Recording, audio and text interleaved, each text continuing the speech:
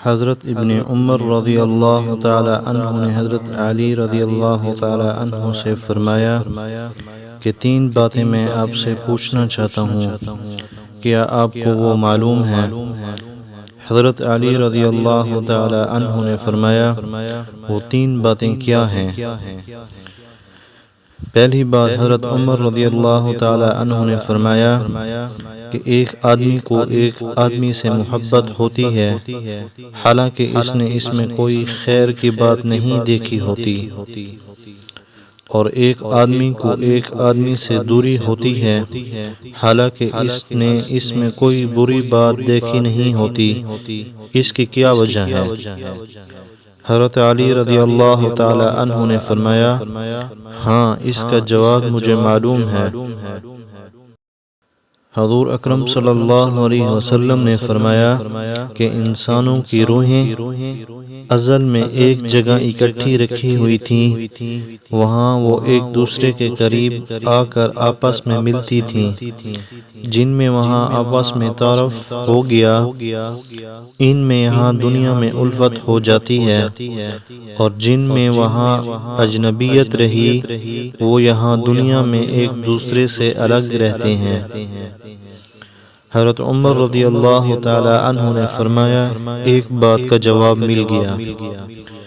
دوسری بات یہ ہے کہ آدمی حدیث بیان کرتا ہے، کبھی اسے بھول جاتا ہے، کبھی یاد آ جاتی ہے، اس کی کیا وجہ ہے؟ حضرت علی رضی اللہ تعالی عنہ نے فرمایا میں نے حضور اکرم صلی اللہ علیہ وسلم کو یہ ارشاد فرماتے ہوئے سنا کہ جیسے چاند کا بادل ہوتا ہے ایسے ہی دل کے لیے بھی بادل ہے۔ چاند خوب چمک رہا ہوتا ہے، بادل اس کے سامنے آ جاتا ہے تو اندھیرا ہو جاتا ہے، اور جب بادل ہٹ جاتا ہے چاند پھر چمکنے لگتا ہے۔ ایسے ہی آدمی ایک حدیث بیان کرتا ہے، وہ بادل اس پر چھا جاتا ہے تو وہ حدیث بھول جاتا ہے، اور جب اس سے وہ بادل ہٹ جاتا ہے تو اسے وہ حدیث یاد آ جاتی ہے۔ حضرت عمر رضی اللہ تعالی عنہ نے فرمایا 2 باتوں کا جواب مل گیا۔ تیسری بات یہ ہے کہ آدمی خواب دیکھتا ہے تو کوئی خواب سچا ہوتا ہے، کوئی جھوٹا، اس کی کیا وجہ ہے؟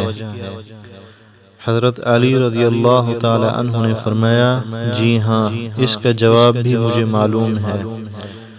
میں نے حضور اقدس صلی اللہ علیہ وسلم کو یہ فرماتے ہوئے سنا کہ جو بندہ یا بندی گہری نیند سو جاتا ہے تو اس کی روح کو عرش تک چڑھایا جاتا ہے، جو روح عرش پر پہنچ کر جاگتی ہے اس کا خواب سچا ہوتا ہے، اور جو اس سے پہلے جاگ جاتی ہے اس کا خواب جھوٹا ہوتا ہے۔